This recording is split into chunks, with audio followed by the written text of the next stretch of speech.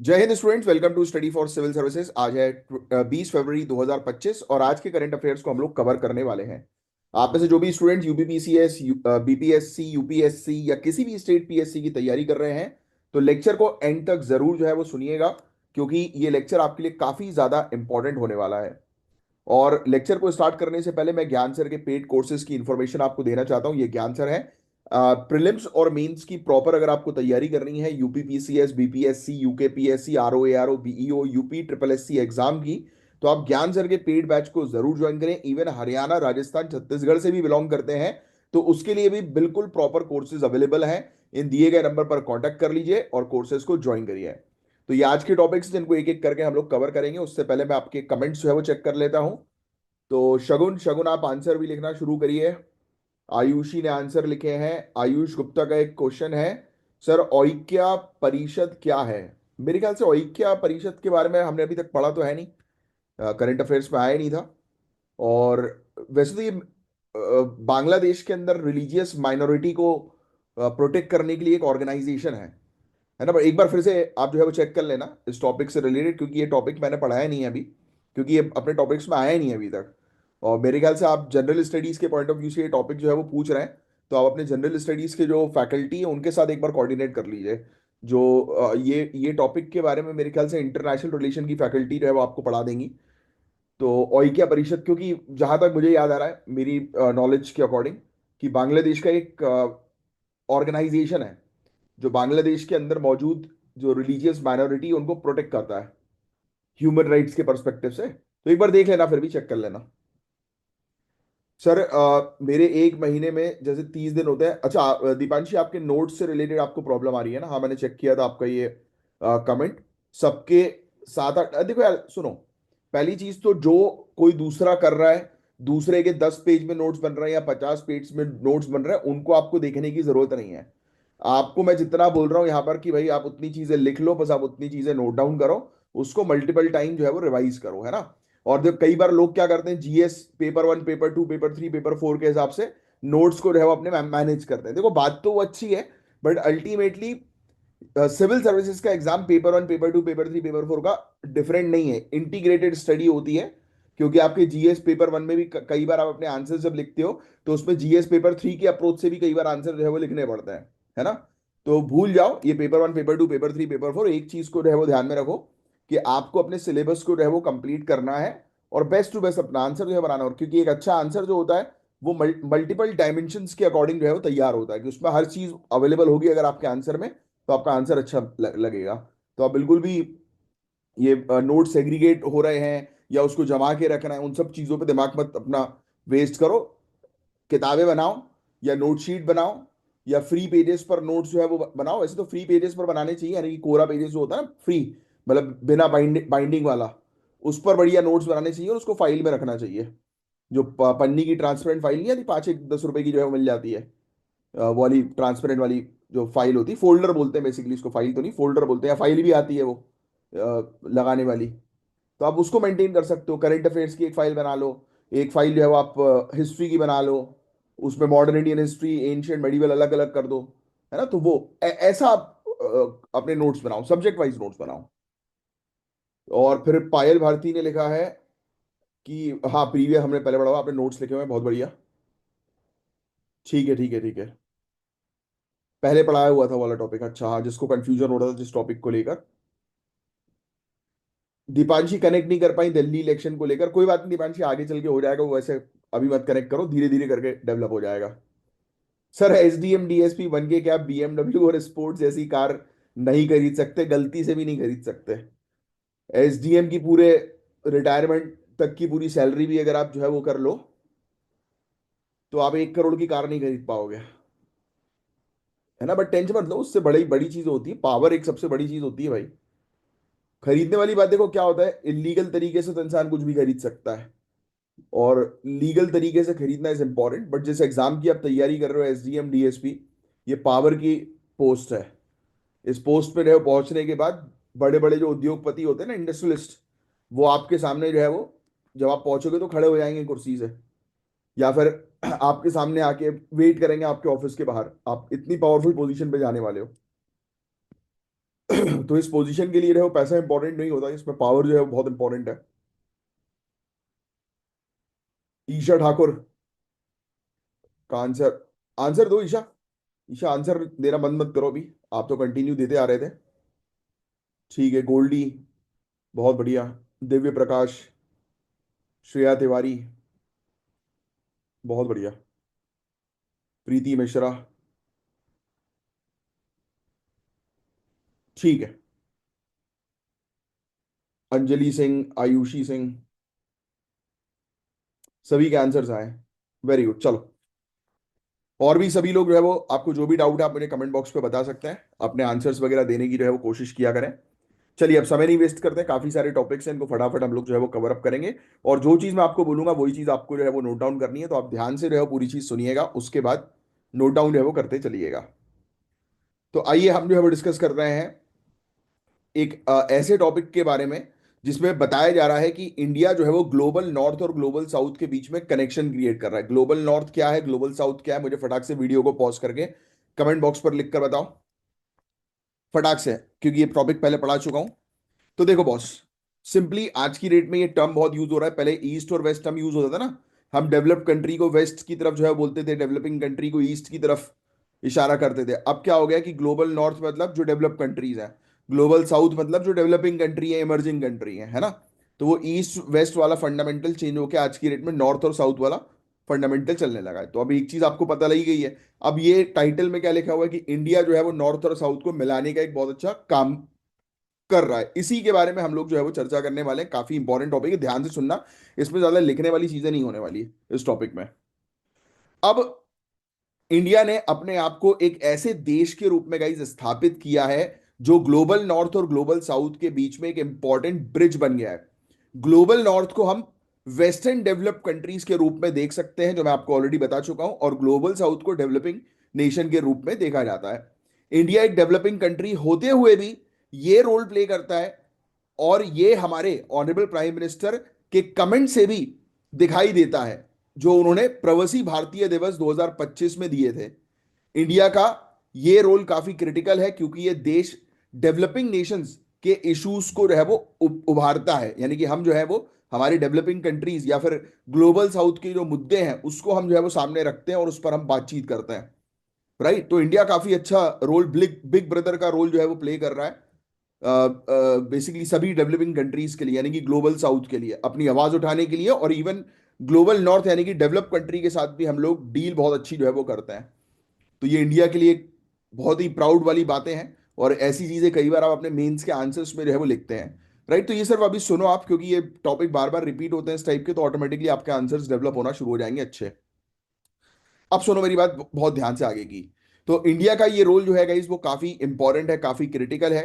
Right, और India ने अपने फॉरेन पॉलिसी को जो है वो तैयार किया है, जिसमें ना सिर्फ हम खुद के इंटरेस्ट की बात करते हैं, बल्कि ग्लोबल साउथ या फिर डेवलपिंग कंट्रीज के डेवलपमेंट को लेकर भी हम चिंता सामने रखते हैं। हमारा ऐसा नहीं है कि भाई हमारा पेट भर गया तो बढ़िया है।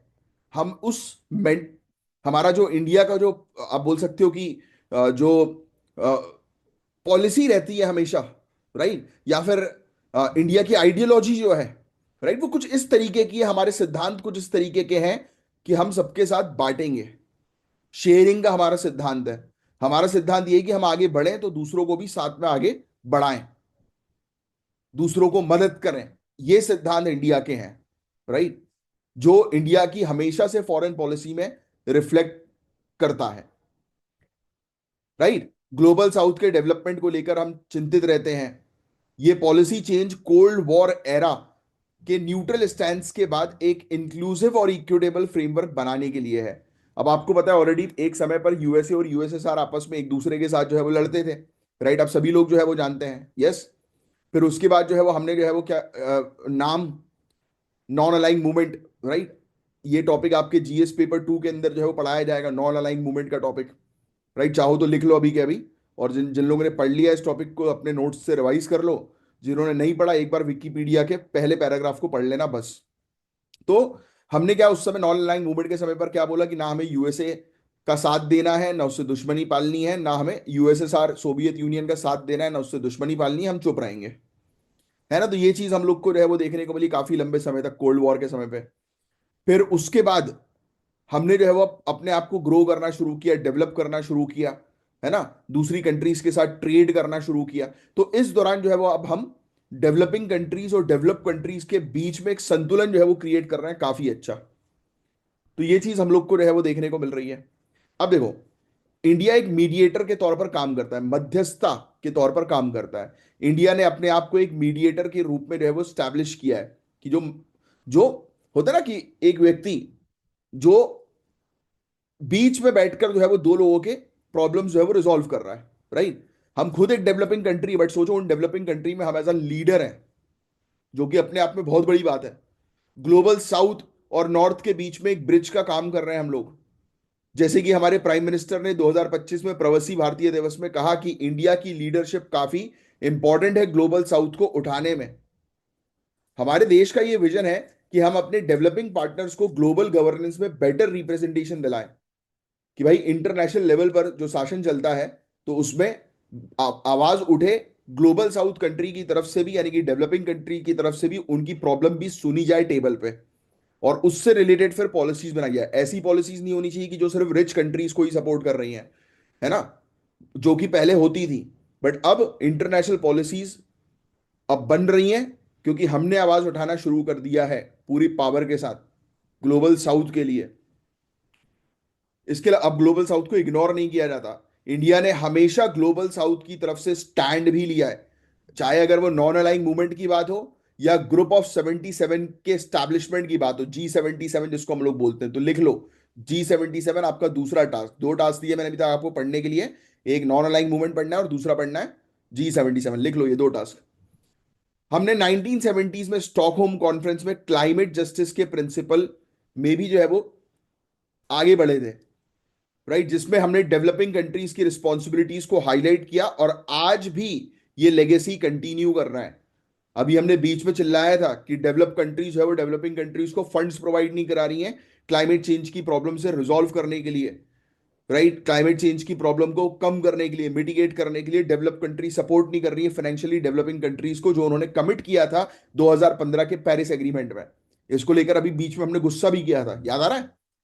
India United nation security council और इंटरनेशनल मॉनिटरी फंड जैसे इंटरनेशनल ऑर्गेनाइजेशन में डेवलपिंग कंट्रीज का रिप्रेजेंटेशन बढ़ाने की पूरी कोशिश कर रही है इंडिया। हमारा देश जो है, इसका ये स्टैंड है कि आज की जियोपॉलिटिकल रिलेशन को देखते हुए सुधार होने चाहिए, जो डेवलपिंग कंट्रीज को उनके राइटफुल पोजीशंस पर लाएं, यानी कि उनको उनको अधिकार मिले भाई, चीजों का राइट्स मिले उनको। क्योंकि डेवलप कंट्रीज ने तो पॉल्यूशन कर करके जो है वो अब पैसा कमा लिया। अब जब डेवलपिंग कंट्रीज के डेवलप होने की बात आई तो उनके लिए ये बहुत बड़ा बर्डन बन गया है। एकदम से टेक्नोलॉजी शिफ्ट करना मामूली बात नहीं है भाई, बहुत पैसा लगता है जो डेवलपिंग कंट्रीज के पास अभी नहीं है। तो इसलिए डेवलप कंट्रीज को डेवलपिंग कंट्री को सपोर्ट करना चाहिए। तो इस पर हम लोग आवाज उठाते हैं, रिप्रेजेंटेशन की बात करते हैं कि डेवलपिंग कंट्रीज की भी सुनो। समझे आप बात? तो ये था पूरा ओवरऑल टॉपिक।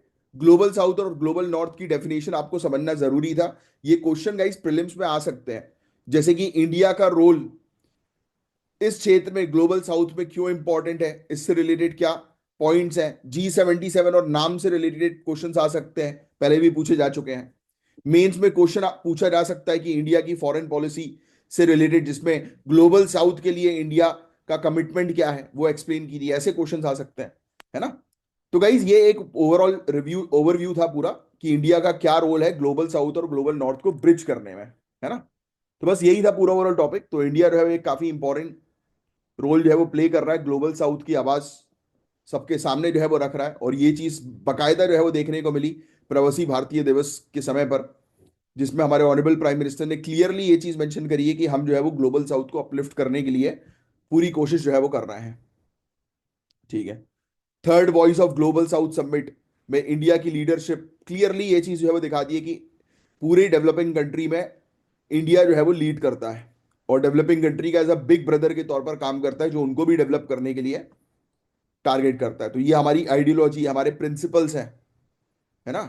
ये हमारा इंडिया का कैरेक्टर है कि भाई हमें सिर्फ अपना पेट नहीं भरना, हमें दूसरों का भी जो है वो देखना है कि सबने खाना खाया कि नहीं खाया। यही तो होता है ना घर में बड़ों का मेन रोल, कि घर के छोटे जो है वो बढ़िया पोजीशन पर पहुंचे कि नहीं पहुंचे। G20, है ना। तो ये पूरी चीज है। इंडिया ने जो है प्रपोज किया था ग्लोबल डेवलपमेंट कॉम्पैक्ट, तो ये सब अभी लिखने की आपको आवश्यकता नहीं है।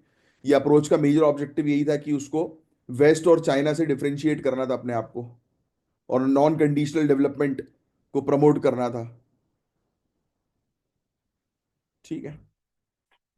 ह्यूमैनिटेरियन सेंट्रिक डेवलपमेंट पर भी इंडिया ने जो है बात करी, जैसे मिशन लाइफ, ये भी कितनी बार आ चुका है न्यूज में, अभी लिखने की आपको आवश्यकता नहीं है। हमने भी एक वैक्सीन मैत्री करके एक इनिशिएटिव जो है वो शुरू किया है, जिसमें मिलियंस ऑफ वैक्सीन डोसेस जो है वो कोविड 19 पैंडेमिक के दौरान जो है वो डिस्ट्रीब्यूट की गई थी। हमने इंटरनेशनल सोलर अलायंस जो है वो बनाया, राइट, इंटरनेशनल लेवल पर सोलार पावर को जो है वो बढ़ाने के लिए। वैसे हमारे काफी सारे इनिशिएटिव है। अब जैसे आज की डेट में चाइना का बेल्ट एंड रोड इनिशिएटिव है, ये इंडिया के लिए खतरा जो है वो बनता जा रहा है, इसलिए हम दूसरे इनिशिएटिव्स के साथ जो है वो आगे बढ़ रहे हैं, राइट। नॉर्थ साउथ कॉरिडोर ले लो, इंटरनेशनल नॉर्थ साउथ कॉरिडोर ले लो, क्वाड ले लो, है ना। तो ऐसे इनिशिएटिव्स के थ्रू जो है वो हम लोग चाइना के बेल्ट एंड रोड इनिशिएटिव को काउंटर भी कर रहे हैं, एक बैलेंस क्रिएट कर रहे हैं, है ना। जापान का ऑफिशियल डेवलपमेंट असिस्टेंस और चाइना का बेल्ट एंड रोड इनिशिएटिव, उससे बेहतर हमारे प्लान्स हम लोग को देखने को मिल रहा है। इंटरनेशनल पॉलिसीज हमारी है, इंडिया इंटरनेशनल डेवलपमेंट एजेंसी, ये एक एजेंसी जो है वो इंटरनेशनल लेवल पर एक दूसरी कंट्रीज के साथ कॉपरेशन के लिए जो है वो तैयार की गई है। अभी कुछ मत लिखो इस टॉपिक में, ज्यादा कुछ लिखने की जरूरत नहीं है। मैंने जो टास्क आपको दिए हैं उसको आप जो है वो कंप्लीट करिए, बस दैट्स इट। सिर्फ सुनने वाला ये टॉपिक था, मेंस में लिखने के पर्सपेक्टिव से। अब नेक्स्ट टॉपिक बड़ा इंपॉर्टेंट है, पंचायत से रिलेटेड। तो अक्सर का इस क्वेश्चन आते ही आते हैं एग्जामिनेशन में, क्योंकि सिविल सर्विसेज का one of the favourite topic है panchayat, one of the favourite topic. आओ, तो हम बात करेंगे पंचायत के बारे में। Devolution to panchayat in India, ये टाइटल है हमारा। पंचायती राज इंस्टीट्यूशन के बारे में आप सभी को पता है। मुझे बता सकते हो कॉन्स्टिट्यूशन के अंदर जो है वो अ, कौन से कॉन्स्टिट्यूशनल अमेंडमेंट एक्ट के तहत पंचायती राज इंस्टीट्यूशंस को स्टैब्लिश किया गया या पंचायत को स्टैब्लिश किया गया, बताओ कॉन्स्टिट्यूशन के अंदर। और अब देखो, सबसे पहली चीज तो डिवोल्यूशन का मतलब क्या होता है। तो इसका मतलब है पावर्स और रिस्पॉन्सिबिलिटीज को ट्रांसफर करना हायर अथॉरिटी से लोअर लेवल ऑफ गवर्नमेंट तक, इसको बोलते हैं डिवॉल्यूशन, राइट। डिवॉल्यूशन, तो सबसे पहली चीज तो डिवॉल्यूशन का मतलब क्या है, पावर्स देना पंचायत को, है ना। पावर्स जो है वो ट्रांसफर करना, डिसेंट्रलाइजेशन जो होता है ना, वही उसी का एक टर्म है डिवॉल्यूशन, राइट। अब सुनना, इंडिया में पंचायत को पावर ट्रांसफर करना एक बहुत ही इंपॉर्टेंट प्रोसेस है, लोकल गवर्नेंस को जो है वो मजबूत करने के लिए, है ना, लोकल लेवल पर शासन को मजबूत करने के लिए। ये प्रोसेस पर्टिकुलरली आर्टिकल 243 जी के अंडर है, जो कॉन्स्टिट्यूशन ऑफ इंडिया में बकायदा दिया गया है। पंचायती राज मिनिस्ट्री ने recently status of devolution to panchayat in states and indicative evidence based ranking report release की है, वेरी इंपॉर्टेंट रिपोर्ट, जिससे रिलेटेड क्वेश्चन जो है वो बन सकता है। क्वेश्चन आएगा कि ये रिपोर्ट किसके द्वारा रिलीज की गई, तो मिनिस्ट्री ऑफ पंचायती राज के द्वारा ये रिपोर्ट रिलीज की गई, लिख लो। अब ये पूरे इंडिया में, हमारे पूरे भारत के अंदर जो है वो पंचायत किस तरीके से इंप्रूव कर रही है, वहां पर कैसा गवर्नेंस चल रहा है, पंचायत को पावर ट्रांसफर करना एक इंपॉर्टेंट प्रोसेस है, इसको हाईलाइट करते हुए पूरी चीजें बताई गई हैं। अब सुनना, इसके अंदर क्या क्या चीजें हम लोग को देखने को मिली, तो उसके बारे में पहले एक आइडिया मैं आपको दे देता हूं। तो पंचायत को पावर ट्रांसफर करने का प्रोसेस 2013-14 में 39.9% था, जो 21-22 में बढ़कर 43.9% हो गया। यह दिखाता है कि डिवोल्यूशन की प्रोसेस काफी स्लो है, बट धीरे धीरे बढ़ रही है, बट स्लो तो है, इसको तेज करना जरूरी है। 2018 से 2022 के बीच में काफी इंप्रूवमेंट हुए, जैसे कि इंफ्रास्ट्रक्चर बेहतर हुआ, पंचायती राज के ऑफिशियल्स ज्यादा बढ़े, है ना, जैसे सेक्रेटरी वगैरह, सचिव वगैरह की रैंक्स पंचायत के, और कैपेसिटी बिल्डिंग भी हुई, यानी कि ज्यादा लोग जो है वो ऑफिशियल पोजीशन पर जो है वो आए, राइट, जो गांव के ग्रोथ और डेवलपमेंट में हेल्प कर सकें। तो ये सब इनिशिएटिव राष्ट्रीय ग्राम स्वराज अभियान जैसे प्रोग्राम्स के थ्रू हुआ। तीसरा आप जो है वो लिखेंगे राष्ट्रीय ग्राम स्वराज प्रोग्राम अभियान, ये इनिशिएटिव है, लिख लो इसके बारे में। और ये अगेन एक और टास्क, ये आपको पढ़ना है इस प्रोग्राम के बारे में, सिर्फ एक रीड जो है वो करना, इससे रिलेटेड नोट्स मत बनाना। अब अभी बताया जा रहा है कर्नाटक, केरल, तमिलनाडु, महाराष्ट्र, उत्तर प्रदेश, ये टॉप 5 स्टेट्स हम लोग को देखने को मिल रही है जिन्होंने पावर जो है वो ट्रांसफर की है पंचायत को। बहुत अच्छा पॉइंट है जो आप लिख लीजिए अपने नोट्स में। और लोएस्ट रैंक दादर नागर हवेली, दमन दीव और पुडुचेरी और लद्दाख, ये हम लोग को सबसे लोएस्ट रैंक में यूटीज जो है वो देखने को मिल रही हैं, स्टेट्स और यूटीज। ठीक है। फिर इसके अलावा केरल में पंचायत के लिए एक strong legal institution framework establish किया गया। तमिलनाडु ने अपने पंचायत को काफी सारी रिस्पॉन्सिबिलिटीज जो है वो दी है, फंक्शनल रिस्पॉन्सिबिलिटी, है ना। कर्नाटक ने फाइनेंशियल मैनेजमेंट में काफी अच्छा परफॉर्म जो है वो किया है। गुजरात भी जो है वो कैपेसिटी बिल्डिंग प्रयास में जो है वो काफी अच्छा काम कर रही है। राइट। तेलंगाना जो है वो रिकॉग्नाइज की जा रही है कि उसके यहाँ पर बहुत अच्छे इंस्टीट्यूशंस हैं। कर्नाटक जो है वो अकाउंटेबिलिटी ट्रांसपेरेंसी के लिए जो है वो जानी जा रही है। तो पंचायती राज इंस्टीट्यूशन से रिलेटेड एग्जाम में क्वेश्चंस आते हैं गाइस, तो ये पूरा टॉपिक आपके लिए काफी इंपॉर्टेंट है। और अब देखो कुछ इश्यूज भी हम लोग को कई बार यहाँ पर देखने को मिलते हैं जो आपको समझना बहुत ज्यादा जरूरी है। सबसे पहला मुद्दा तो हमेशा पंचायत में ये रहता है कि रिजर्व सीट्स के रोटेशन की वजह से लीडरशिप कंटिन्यू इम्पैक्ट होती है और नए लीडर्स को लॉन्ग टर्म गोल्स पे फोकस करने में मुश्किल होती है। यानी क्योंकि अब ऑब्वियस सी बात है कि अगर हम बात करें इसके कि रिजर्व सीट्स एससी एसटी और महिलाओं की जब रोटेट होती है बार बार, यानी कि एक साल एससी के लिए, एक साल एसटी के लिए, मतलब एक टेन्योर एससी का, एक टेन्योर एसटी का, एक टेन्योर वुमेन का, तो इससे ऑब्वियसली बात है कि शॉर्ट टर्म गोल्स ही लोगों के हो पाते हैं। लॉन्ग टर्म गोल्स, क्योंकि एक व्यक्ति को अगर प्लान करना है, for example long term plan वो बना रहे हैं कि आने वाले 15 साल में ये गांव जो है वो इस तरीके से डेवलप होगा। राइट। तो 5 साल के बाद उसकी सीट तो छूटी जानी है, तो वो कैसे फिर 15 साल का प्लान जो है वो बना पाएगा। तो ये बेसिकली अपने लॉन्ग टर्म गोल्स को नए लीडर जो है वो प्रायोरिटाइज नहीं कर पाते, तो ये एक स्ट्रक्चरल प्रॉब्लम है। और मैंने आपको ऑलरेडी बताया कि ऐसी जो प्रॉब्लम्स होती हैं, जो जो प्रॉब्लम्स है उसका हल, उसका मतलब सोल्यूशन है भाई। अगर स्ट्रक्चर में दिक्कत है तो स्ट्रक्चर चेंज करो ना भाई, जिससे लॉन्ग टर्म गोल्स अचीव हो सके। सिंपल सी बात। 11 शेड्यूल में 29 फंक्शंस पंचायत को ट्रांसफर करने के लिए दिए गए हैं, लेकिन कई स्टेट गवर्नमेंट पूरी तरह से ट्रांसफर नहीं कर पाती। तो इसके लिए स्टेट को जो है वो बोलना पड़ेगा। देखो कितना अच्छा पॉइंट यहां पर दिया हुआ है, ये आपके पॉलिटी में आपको पढ़ाया जाएगा। फिर स्टेट फाइनेंस कमीशन के रिकमेंडेशन के बावजूद भी एक्शन जो है वो नहीं लिए जाते पंचायत को मजबूत करने के लिए, या पंचायत को पैसा ट्रांसफर नहीं किया जाता। पंचायत के रिप्रेजेंटेटिव को गवर्नेंस, बजटिंग और प्लानिंग के बारे में प्रॉपर ट्रेनिंग नहीं मिल पाती, जिसकी वजह से उनका रिसोर्स मैनेजमेंट काफी वीक होता है।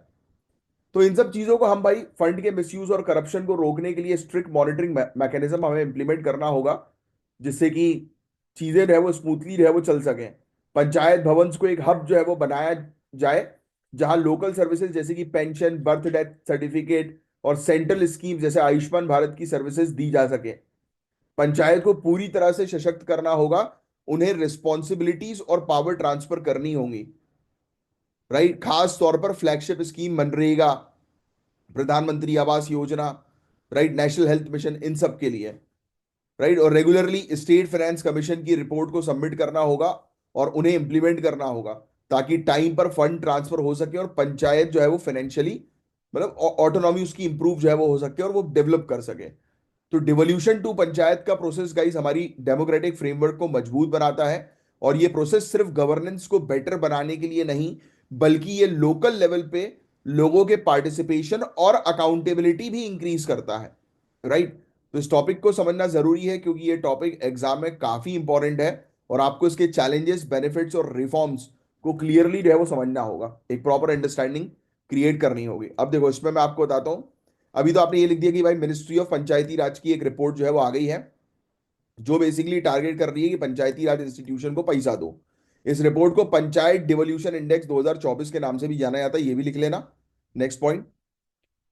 राइट। जो बताती है कि किस प्रकार से स्टेट जो है वो पंचायत को पैसा प्रोवाइड करा रही है, प्रॉपर तरीके से डेवलप करने में मदद कर रही है ना। अब ये सब आंकड़े वगैरह लिखने की जो है आवश्यकता नहीं है। एक चीज तो आपको पता लग रही है कि प्रोसेस थोड़ी स्लो है, बट पंचायत को का ट्रांसफर जो है वो हो रहा है, उसमें कोई प्रॉब्लम जो है वो नहीं है। अब आगे की जो है वो चर्चा करेंगे परफॉर्मेंस के बारे में, कि किसका क्या परफॉर्मेंस जो है वो रहा है। तो परफॉर्मेंस में ये लिखने की जरूरत नहीं है मैंने आपको टॉप प्लेयर्स लिखवाई दिए कि टॉप 5 स्टेट्स कौन से हैं, लोएस्ट रैंक किसकी है, राइट। अब चैलेंजेस बस लिख लो आप कि क्यों पंचायत को पावर ट्रांसफर नहीं हो पाती है। तो एक आप लिखो, institutional institutional structure, institutional structure flaw. अब ये लिख देना, ये पूरा पॉइंट जो है वो लिख देना इसका, ये पूरा पॉइंट लिख देना, नहीं तो फिर बाद में अगर आप संस्थागत खामियां लिख दो, फिर बाद में आपको याद ना रहे तो क्या मतलब। ये पूरा पॉइंट लिख लो। फिर इसका सिर्फ बुलेट पॉइंट लिख लो, आप ब्रैकेट में लिख लो 11 शेड्यूल के 29 सब्जेक्ट्स हैं पंचायत के, तो वो प्रॉपर तरीके से ट्रांसफर नहीं हो रहे, बिल्कुल ये पॉइंट वाइज लिख लो। Weak financial autonomy, poor resource capacity, low accountability, अल्प दायित्व निर्वाहन, अल्प संसाधन क्षमता, कमजोर वित्तीय स्वायत्तता। तो ये चीजें जो है आप सिर्फ बुलेट पॉइंट्स में लिखेंगे, ठीक है। तो जो प्रॉब्लम होती है वही सोल्यूशन होती है, तो अपन सोल्यूशन के बारे में जो है वो नहीं पढ़ेंगे, क्योंकि आपको उसको लिखने की आवश्यकता नहीं है। पंचायत मात्र 1% अपने रेवेन्यू का टैक्सेस के थ्रू जनरेट करती है, इसका मतलब है कि उसको एक्सटर्नल फंडिंग की काफी आवश्यकता है। ये वाला पॉइंट लिख लेना, मेंस में यूज कर सकते हो, ठीक है। सजेशन भी है, तो सजेशन आपको ऑलरेडी जो है पता है भाई कि रेगुलर बेसिस पर ट्रांसफर करो फंड्स उनको। 14th और 15th फाइनेंस कमीशन ने भी ये रिकमेंडेशन दी है कि रेगुलरली और टाइम पर पंचायत को, गांव को जो है फंड्स ट्रांसफर किया जाए। लोकल रेवेन्यू वहां पर गांव जनरेट कर सके, उसके लिए उनको पॉलिसीज बना के दी जाए, है ना। और भी ज्यादा स्टाफ जो है वो बढ़ाया जाए गांव की ग्रोथ और डेवलपमेंट के लिए। तो ये था गाइस पूरा ओवरऑल टॉपिक, बाकी और कुछ खास नहीं था इस पर्टिकुलर टॉपिक के अंदर, बट काफी इंपॉर्टेंट टॉपिक है। इससे रिलेटेड मेंस, सॉरी, प्रीलिम्स में और मेंस में दोनों में क्वेश्चन जो है वो आपसे पूछे जा सकते हैं। अब आइए नेक्स्ट टॉपिक की तरफ जो है वो हम लोग आगे जो है पढ़ेंगे। ये जो टॉपिक है ये भी बड़ा इंटरेस्टिंग सा टॉपिक है और फ्यूचरिस्टिक टॉपिक है। तो इसके बारे में बात करेंगे, इंडिया की स्पेस टेक्नोलॉजी को इंडस्ट्रीज के साथ कनेक्ट करने की बात हो रही है। Transfer of space technology to industries. Space technology सिर्फ रॉकेट और सैटेलाइट के लिए नहीं, बल्कि अब ये हमारी डेली लाइफ और इंडस्ट्रियल ग्रोथ में भी कंट्रीब्यूट कर रही है, आप जानते ही हैं इसके बारे में। इंडिया की स्पेस एजेंसी इसरो जो है, इसने काफी आगे बढ़कर अपनी स्पेस टेक्नोलॉजी को इंडस्ट्रीज में ट्रांसफर करने का एक इनिशिएटिव स्टार्ट किया है। इसरो ने रिसेंटली इन स्पेस, यानी कि Indian National Space Promotion and Authorisation Centre, इसके थ्रू 166 टेक्नोलॉजीज आइडेंटिफाई की हैं जो स्पेस मिशन के लिए डेवलप की गई थी और अब नॉन स्पेस इंडस्ट्री में भी यूज हो सकती हैं। ये ट्रांसफर किया जाने वाला स्पेस टेक्नोलॉजी का एक मेजर स्टेप है जो इंडस्ट्रियल ग्रोथ को बूस्ट करेगा। टॉपिक समझ में आया कि नहीं आया? सिंपली टॉपिक ये कह रहा है कि इसरो जो है वो अब अपने Indian National Space Promotion and Authorisation Centre, मतलब इसने अपना एक सेंटर इन्होंने बनाया है जिनका मेन ऑब्जेक्टिव है कि अब इंडस्ट्रीज को भी जो है वो स्पेस टेक्नोलॉजी ट्रांसफर की जाएगी, जिससे कि इंडस्ट्री जो है वो ग्रो करे, डेवलप जो है वो करे, राइट। अभी तक जो है वो सिर्फ इसरो के पास स्पेस से जुड़ी टेक्नोलॉजी थी, अब वो अपनी टेक्नोलॉजी जो है जो उसने तैयार की है वो इंडस्ट्रीज को ट्रांसफर करेगा, बड़ी बड़ी। तो ये जो है वो लिख लेना, ये पूरा पॉइंट जो है वो लिख लेना, काफी इंपॉर्टेंट है, प्रीलिम्स में आ सकता है, ठीक है। अब टेक्नोलॉजी ट्रांसफर जो हो रही है इंडस्ट्री को, तो इन स्पेस के थ्रू इसरो ने 166 टेक्नोलॉजी को आइडेंटिफाई किया। अब ये किन किन एरियाज में हेल्प करेंगी? तो हेल्थ केयर में, कंस्ट्रक्शन में, लॉजिस्टिक में, ऑटोमोटिव में, है ना। स्पेस मिशन के लिए जो टेक्नोलॉजीज डेवलप की गई थी अब उनको कमर्शियल सेक्टर में अडॉप्ट किया जाएगा। इससे इंडस्ट्रीज की एफिशिएंसी जो है वो इंप्रूव करने में मदद मिलेगी और नए नए इनोवेशंस भी देखने को मिल सकते हैं। अब जैसे ऑटोमोटिव इंडस्ट्री की बात करें, जैसे इसरो ने चंद्रयान 3 मिशन के लिए जो कोलिजन एडवांस सिस्टम डेवलप किए थे, अब उन्हें अब व्हीकल में इंप्लीमेंट किया जा सकता है। मतलब हमारी सैटेलाइट आने वाले किसी खतरे से जो है वो टकरा ना जाए, जो चंद्रयान 3 मिशन के दौरान जो है वो हमने तैयार किया था, जिसको कोलिजन अवॉइडेंस सिस्टम बोलते हैं, है ना, कि कोई भी ऐसी चीज चंद्रयान 3 से के स्पेस क्राफ्ट से ना टकरा जाए। तो इसके लिए हमने एक सिस्टम जो है वो तैयार किया था, सेंसर जो है वो तैयार किए थे इसरो ने। अब ये सोचो, ये सेंसर अगर गाड़ियों में लग जाए, इंडियन व्हीकल्स में, तो कितने ज्यादा एक्सीडेंट्स रोके जा सकते हैं, आपको पता है। हर 3 मिनट में एक व्यक्ति इंडिया के अंदर मरता है बिकॉज ऑफ रोड एक्सीडेंट। तो सोचो ये कितना बढ़िया हो जाएगा इसरो की वाली टेक्नोलॉजी अगर गाड़ियों में जो है वो लग जाए तो आप समझ रहे हो। अब आपको क्लियर हो गया कि हाँ इसरो जो है वो अब ये क्या करने वाला है कि नहीं इस टॉपिक के अंदर। अब फिर इसके अलावा देखो, और भी काफी सारी चीजें, ये तो एक चीज मैंने आपको बताई। एक लिडार आपने टेक्नोलॉजी सुनी होगी, LIDAR, light detection and ranging. ये कैमराज होते हैं, इसरो के द्वारा डेवलप किए गए हैं। इनको हेल्थ केयर में भी यूज किया जा रहा है। ये कैमरास बॉडी मेजरमेंट के लिए यूज हो सकते हैं। अब देखो, नॉर्मल सी चीज है, लिडार वगैरह टेक्नोलॉजी, बर्फ कितनी पिघल रही है, ग्लेशियर्स कितने पिघल रहे हैं, उसकी हाइट को मेजर करने के लिए यूज होता था कि किस पर्टिकुलर स्ट्रक्चर की कितनी हाइट है। ये पता है काफी सारी चीजों में हेल्प करेगा। डायबिटीज और हाइपर टेंशन को, ऐसी बीमारियों को रहिए प्रिडिक्ट जो है वो कर सकता है, बॉडी का प्रॉपर मेजरमेंट जो है वो कर सकता है, 3D लिडार कैमरा, है ना। तो ये चीज हम लोग को देखने को मिलती थी। ये डेप्थ इंफॉर्मेशन दे सकता था, 3D इमेजेस बना सकता था। अब ये काफी सारी चीजों को भी में जो है वो हेल्प करेगा। ये देखो, हेल्थ केयर के लिए लिडार कैमरा, है ना। एक्यूरेट बॉडी मेजरमेंट जो है वो उससे लिया जा सकता है, कि रिस्क जो होता है लाइफस्टाइल डिजीज का, जैसे कि डायबिटीज, हाइपरटेंशन, उसको रिड्यूस कर सकते हैं। बहुत बढ़िया है यार। एयरबैग डिप्लॉयमेंट, प्रेशर सेंसर का उपयोग जो है वो, रॉकेट लॉन्च जब होता था ना, तो उसके प्रोपेलेंट को मॉनिटर करने के लिए होता था, मतलब कि वो उसमें कितना फ्यूल है, राइट। अब इसका इस्तेमाल जो है वो करेंगे प्रॉपर, यानी कि पैसेंजर की सेफ्टी को ध्यान में रखते हुए एकदम क्विकली जो है वो एयरबैग जो है वो रिलीज हो जाए। तो उसके लिए इसका एयरबैग डिप्लॉयमेंट का जो है ये उपयोग करेंगे गाड़ियों में। कितनी बढ़िया चीज है, लिखने की आपको जरूरत नहीं है। ठीक है। इसरो की कोरिजन रेजिस्टेंस कोटिंग, जो स्पेस एनवायरनमेंट को एंड्योर करती है। अब देखो स्पेस में, अब स्पेसक्राफ्ट जाएगा तो उस पर जंग ना लगे, राइट। तो उसके लिए कोटिंग करते हैं, जंग से बचाने के लिए। अब ये सोचो, अब ऐसी कोटिंग अगर कंस्ट्रक्शन की इंडस्ट्री में रहे वो आ जाए, तो कितना फायदा होगा। इंफ्रास्ट्रक्चर जो तैयार होंगे उनकी लाइफ जो है वो कितनी ज्यादा जो है वो बढ़ जाएगी। यस। तो ऐसे फायदे जो है वो मिलने वाले हैं। ठीक है। सैटेलाइट को वाइब्रेशन और शॉक से प्रोटेक्ट करने के लिए लॉन्च के दौरान एक वाइब्रेशन मैनेजमेंट सिस्टम का उपयोग जो है वो करती है इसरो। अब उसका सेम चीज का उपयोग जो है वो काफी सारी चीजों में किया जाएगा, अर्थक्वेक से बिल्डिंग को बचाने के लिए, कि अर्थक्वेक अगर आया तो बिल्डिंग वो शॉक को झेल जाए। तो उसके लिए इसका उपयोग जो है वो किया जा सकता है। काफी सारी चीजें ऐसी।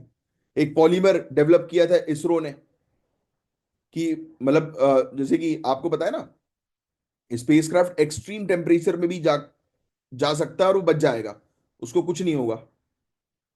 तो ऐसी चीजें जो है वो हेल्प करेंगी उन लोगों के लिए सूट्स बनाने में, जो जैसे कि जो फायर ब्रिगेड्स के, जो हम लोग को स्टाफ देखने को मिलते हैं, जो इलेक्ट्रिकल प्रोडक्ट्स जो होते हैं ना, या फिर जो वायर लाइन में जो है वो काम करते हैं, है ना। चाहे वो रेलवेज की हो, चाहे वो नॉर्मल हमारा ग्रिड सिस्टम उस पर काम करते हो, तो उनको प्रोटेक्ट करने में ये मदद कर लेगा। तो ऐसी बहुत सारी चीजें हैं गाइस। तो काफी अच्छा कदम ये इसरो की तरफ से हम लोग को जो है वो देखने को मिल रहा है, जो फ्यूचरिस्टिक है काफी ज्यादा।